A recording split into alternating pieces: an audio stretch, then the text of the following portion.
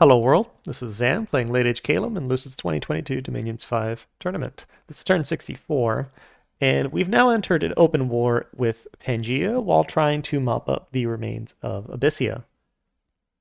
We are deploying Pallbearer out of the capital, which is now very risky because he really needs the extra stats from his Dominion to survive uh, the Hunter of Heroes or Eater of Gods or whatever his name is. Uh, so it's very risky, but I'm in a terrible position, and if I just sit back and wait, I'm going to die. So I need to make sure I don't do that while fighting this Gift of Nature's Bounty Pangea. We have a few battles that don't really mean too much as, Pan starts raiding me. The important ones are here at Endron, where I'm attacked by essentially the remains of Abyssia's roaming mage corps.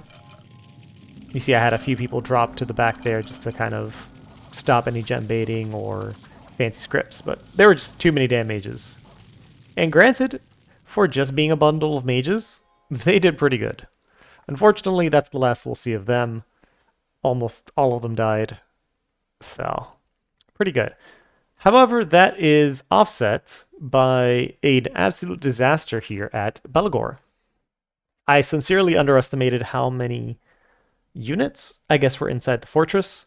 So as I moved most of the army off, leaving just a token force of mercenaries, elite Raven Guard, which are starving, mind you, because supplies are an enigma to me, and just some mages casting, important spells, but not the army that should have been here to deal with the Abyssian force. Many Smolder Ghosts, which are their sacreds, Warbred, which are terrifying units to go up against if you can't abuse their magic resistance weakness. These flying Hellspawn, which are not too important. These bitey Hellspawn with snake heads, which have death poison, which that is relevant and important. And a bunch of mages. And now, unlike last time, these are not blood mages or blood ones that he had lying around to just enter communion and do nothing. These are all going to participate. And it can possibly be painful. We also have these guys up here. I personally like these guys, especially later in the game when you can buff them, because they all have this fire flare attack, and ignore their encumbrance. This fire flare attack is essentially a really powerful firebrand effect. It's even in an army of gold times of the game, this will still chip damage on people. It has a pretty high length, which doesn't really matter, I guess, since it can't be repelled, nor repel, but it's an AoE 1, so it's going to hit regardless. So I think these guys are pretty good. It doesn't scale with strength, right? Yeah, it doesn't. So you can't buff it up, but overall, I like the Fire Flare ones. And there's even a variety that Abyssia can get, which is like an armored mace variety that does still have the Fire Flare head, and those are fantastic. Anyways, off to the battle. So we paint quickness on our Eternal Night mercenaries, which, obviously, look at these guys. These guys are absolute monsters. We have some units flying to the back, just right there at the beginning, just to, stop some shenanigans, and we start hitting some dust to dusts. Now, our quickened Eternal Knights go forward and just start absolutely tearing these guys up, because they all have flambeaux, which are triple damage to the undead. Smolder Ghosts have the unfortunate factor of being undead, and they're getting slapped for 100 damage per swing, and quickened. So that elite line is completely gone. However, these Hellspawn meet with the Militia and just completely devastate that. In the back line, we have the Raven Guard coming down. Unfortunately, Raven Guard, despite being elite units and having their army of gold, they don't hit too hard. I didn't really solve that. I didn't give them weapons of sharpness. I didn't give them strength of giants, and they don't have magic weapons. So these fire elementals and smolder ghosts are actually going to be a little bit of a problem for them.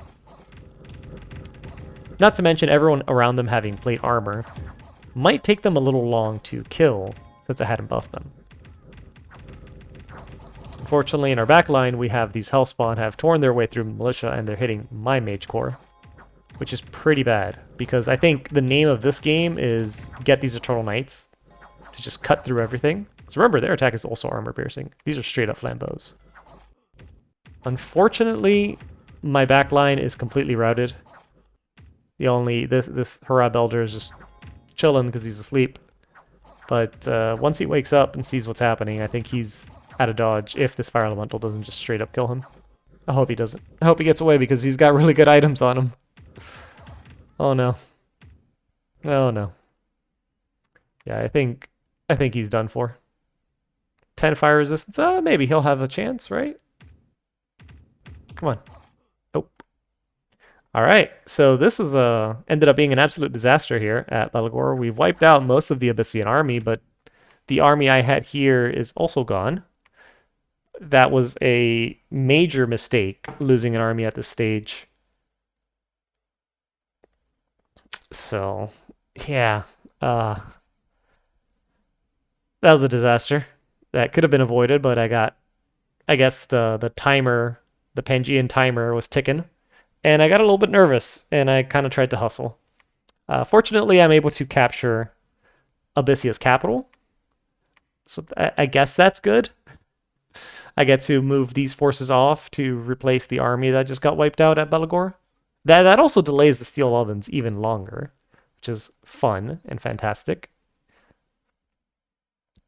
Yeah, that's a great turn. Anyways, let's move on to turn 65 now. Oh boy. So 65 is not, I guess there's no real major events that happen here. There's just a lot of tiny events. So now this is full on raid and counter raiding and essentially guerrilla warfare against Pangea's armies. Because he can just make armies like this and it costs him nothing. So I'm thinking some of the best things I'd be able to do is just these little winds of death traps. And I know Pangeans or whatever are either long-lived or they have gifted health, but one can hope that each time I do this, I'm going to gem bait. Each time I do this, I'm going to kill some troops.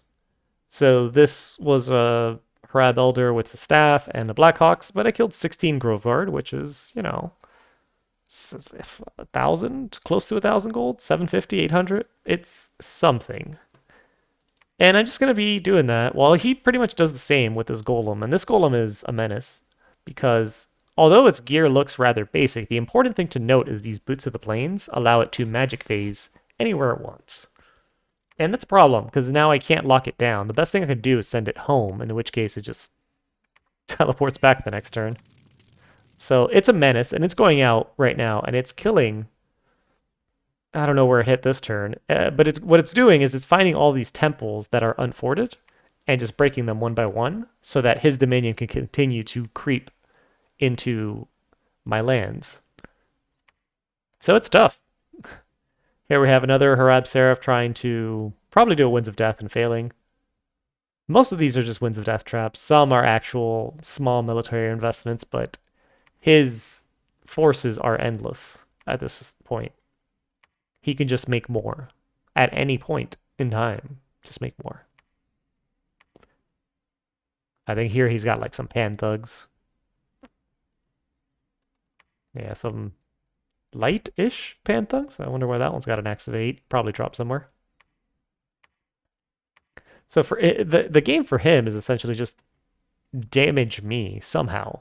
Make me start losing resources because even these little raids. So I don't remember off the top of my head the gold value of these provinces, but just him owning these for a turn, he's getting probably 300 to 500 gold per each of these provinces that he just raided for me this turn.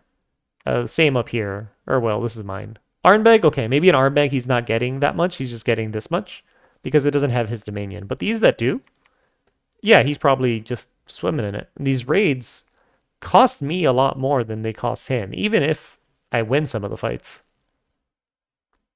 So it's not a good look. Obviously, Midgard and Atlantis are still going at it, and I think we see that in the next turn, turn 66. So turn 66, we Cloud Trapeze with Pallbearer, and I think we have a fight here with him. Yep. So his stats, again, are lowered from this Dominion penalty, and that make things tough. But it makes things tough because he can get killed by horrors now. This is one of, I know you guys have asked for a while and I've never really uploaded it because I'm terrible. But this is one of the examples of what could constitute a horror kit against the Umor, whatever the hunter of pretender gods is. But what really makes it click is that he needs to be in his dominion, safe in his dominion.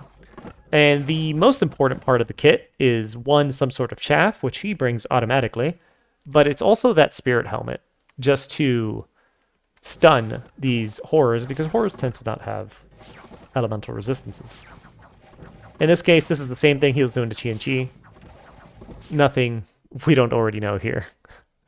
To note, I did cast Howl in case he had some mages in the back. So this is a white mage thug. Let's see how I was even kidding him out.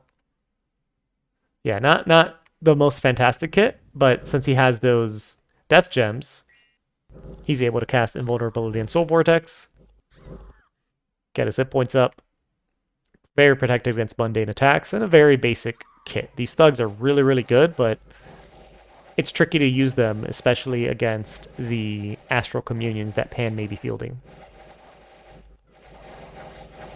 If these were crossbowmen, I might have died here. It's possible. Crossbowmen at that close range in those numbers are really, really deadly. Okay, there's this stupid Golem, and here we go. Here's what I was telling you guys about. This asshat is pretty damn strong, but one of the ways you stop him is he's not lightning resistant. The moment they do that, we're going to be in trouble. But for now, he can definitely be stopped with the little lightning hat, but it's important that you have some damage reversal. Because if you're unlucky like me and you're fighting with 15 morale or magic resistance because you gave your pretender a dancing trident instead of an anti-magic amulet, and he's fighting outside of positive dominion, you might be in trouble because these lightning bolts are going to start turning around against you. And man, he is very unlucky because damage reversal, I think, is a barrel roll of 12. So it's 12 versus 15, and I am just losing every single one of these. This guy is knocked out. He is completely out of the fight. He is stunned. And I am just losing. Look at that. 1, 2, 3, 4, 5 in a row damage reversed. Absolutely insane. And then he goes into melee, swings his sword, and there you go.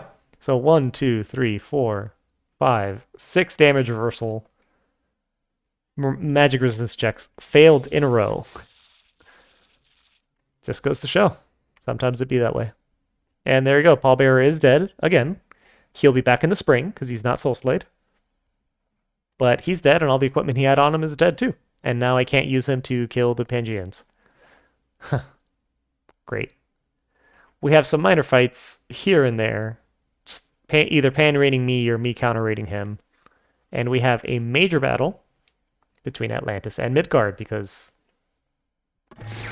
what else should they be doing? Atlantis now has a set of units to try and bait those thunderbolts, but it looks like they really want to hit his mages. They probably have the highest hit points per square on the field, so that's what they're aiming at.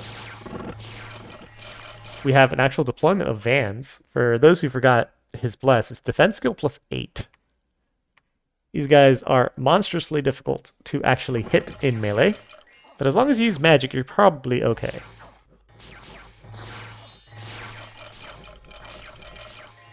There's a blood rain that has been cast.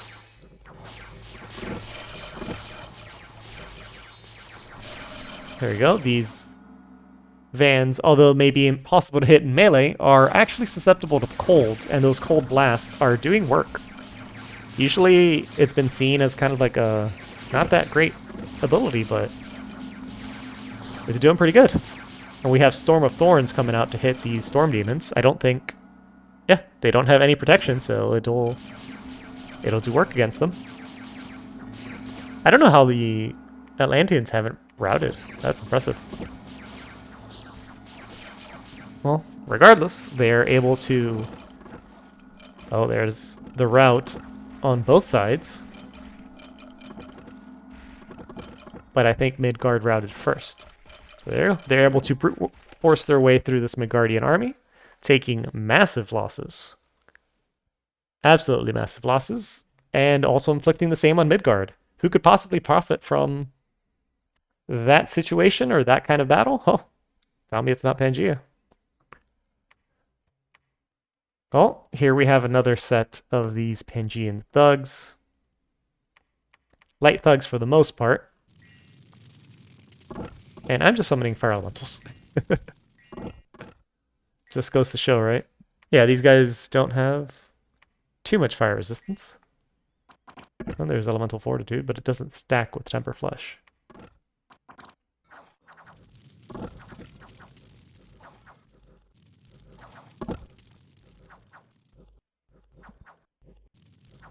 Ooh, that was a big hit.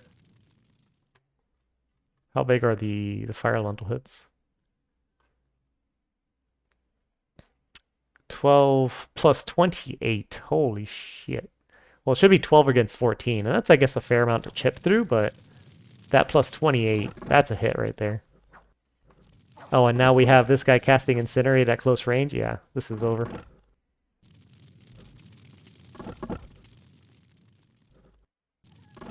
Yeah, Incinerate is a doozy. Incinerate is quite a doozy. Advance and cast, everyone. Always have your mages on advance and cast. Here's another spell. Another battle between Atlantis and Midgard against each other. This time, it looks like the ranged attackers is mostly Atlantis shooting into the back line. But Midgard looks like they have a bunch of Galdermen. And they have routed the front line, actually.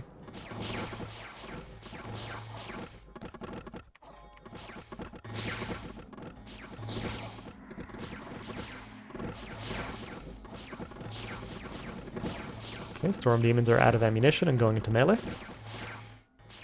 And yeah, I don't know how Atlantis lost this one, but won the other one. That's crazy morale difference there. They just refused to rout last time, and here they ran pretty quick. So that's the battle at Grainport. Where is Grainport? That's an interesting place to have had that battle. The other battle, by the way, was at Jabestan Relic, which is over here. So they're still trying to, I guess, throne rush each other, although Atlantis has no chance of winning. So I'm assuming the person that's being stubborn here is likely Midgard. At this board, Midgard has subbed in. The original player has subbed out, and another player has come in. So I'm assuming he's the one being stubborn right now, because Atlantis, by giving me Summer Edge, has already pretty much made it so that he can't throne rush to victory. Although he could if he fights me, which he's won before. Still not a good situation to be in. Meanwhile, I'm back at Belagor. Satis has been taken completely. So once I grab Belagor, this is all over. Fortunately, I think this is about now that things start going south. No. We have some issues soon. And if you notice, I've got my arrows back. This is me manually saving the turns again. And all that's going to show is just all the crazy, hectic, move your shit everywhere. Move your shit everywhere that's going on. I did make a mistake here. All these guys here that I have patrolling, I really should have had them moving into Zox. So that was a mistake that I made, and we'll see why in the next time when we see turn 67.